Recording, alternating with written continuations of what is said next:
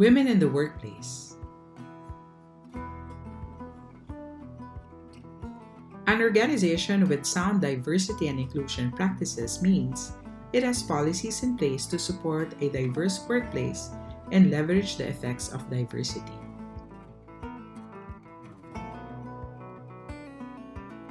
The concept of diversity and inclusion is gaining more traction over the years in the corporate setting because it doesn't only exemplify just and fair practice, but also its benefits have become increasingly clear. Here in the Philippines, an area in diversity and inclusion that is very much relevant is gender equality and the role of women in the workplace. Why should it matter for an organization to achieve gender equality in its workplace? According to Harvard Business Review, gender diversity relates to more productive companies as measured by market value and revenue. This is specifically true in contexts where gender diversity is viewed as normatively accepted. Countries and industries that view gender diversity as important capture benefits from it. Those that don't. Diversity creates positive benefits when people believe in its intrinsic value. A diverse workforce signals an attractive work environment for talents. When you value diversity, you encourage diverse idea exchange. A diverse workforce signals competent management for investors.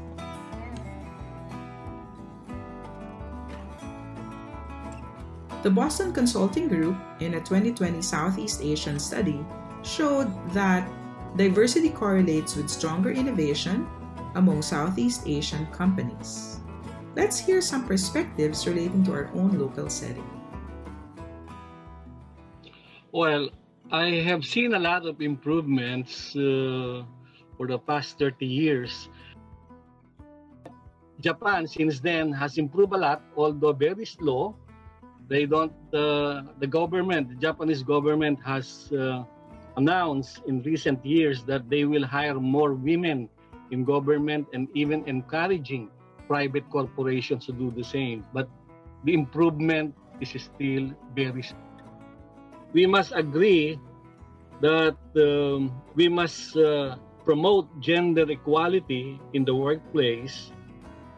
Many major corporations would like to hire on the basis of the total package. They don't make a decision based on the gender. Mm-hmm. Yan ang nakikita ko, total package. Mm-hmm. So that's why, yes,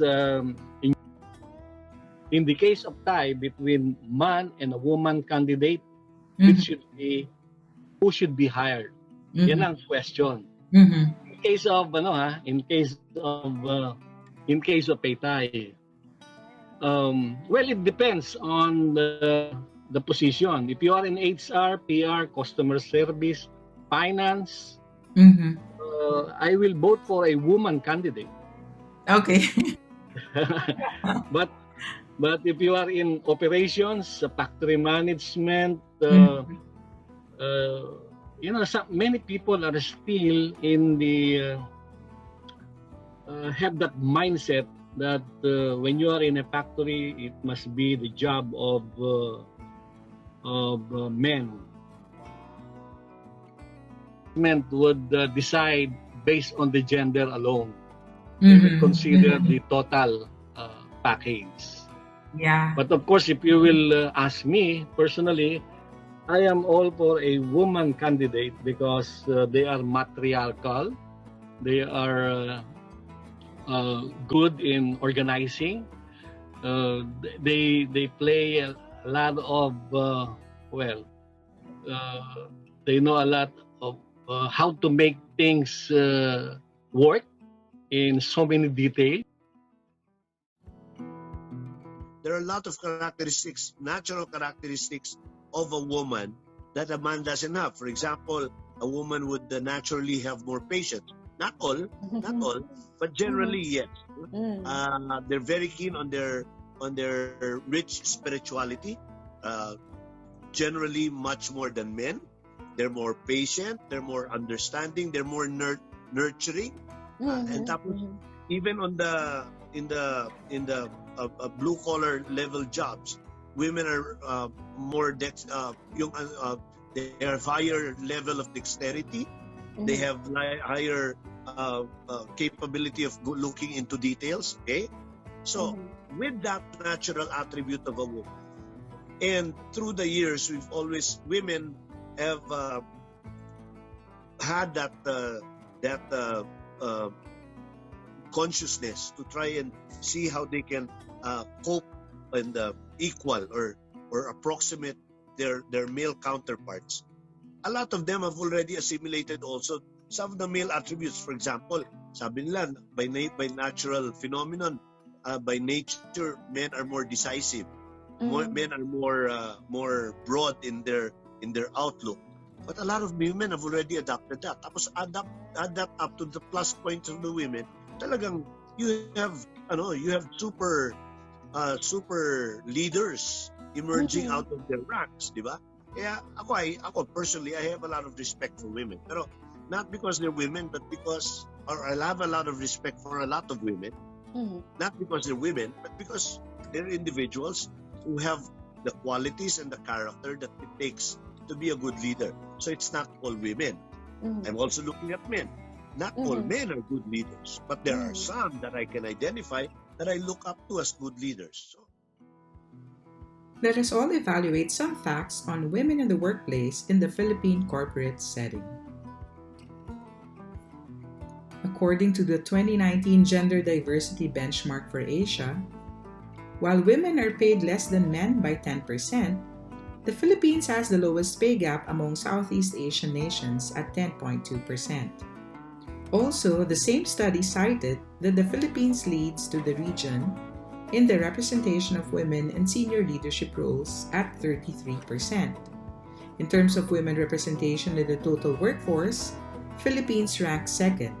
This is characterized by good access to education for women, the presence of parenting support policies, and progressive initiatives to advance gender diversity.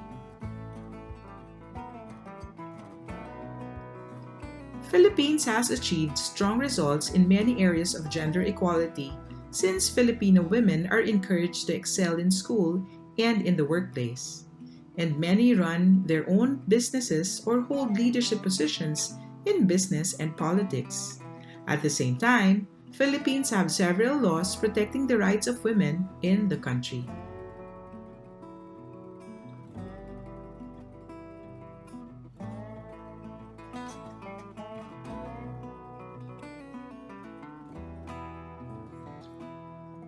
However, the progress that the Philippines has made in empowering women in the workplace through the years is now being threatened.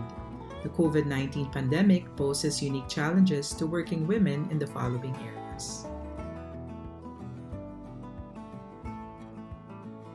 According to the surveys conducted by the UN Women's Regional Office for Asia and the Pacific, the emotional impact of the pandemic is disproportionately falling on women's shoulders in most countries in the region, including the Philippines. Based on another survey conducted by CARE, feedback from 6,200 women and 4,000 men in nearly 40 countries state that 27% of women reported an increase in challenges associated with mental illness, compared to only 10% of men.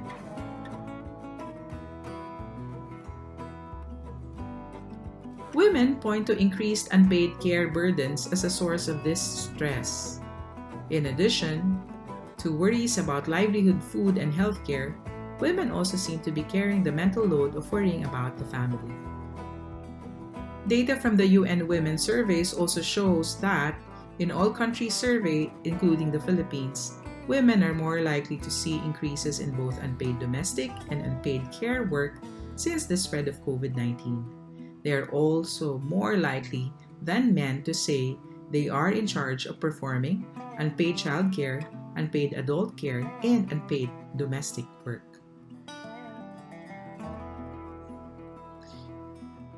As a result of increased care work, the negative bias that mothers are incapable of equally committing to both family and work is intensified, especially when they take advantage of flexible work options and when family demands are seen by co-workers.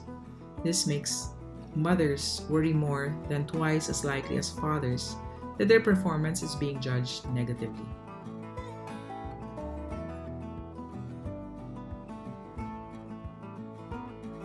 Given the enormous challenges mothers are facing at work and at home, 1 in 3 mothers are considering downshifting their career or leaving the workforce.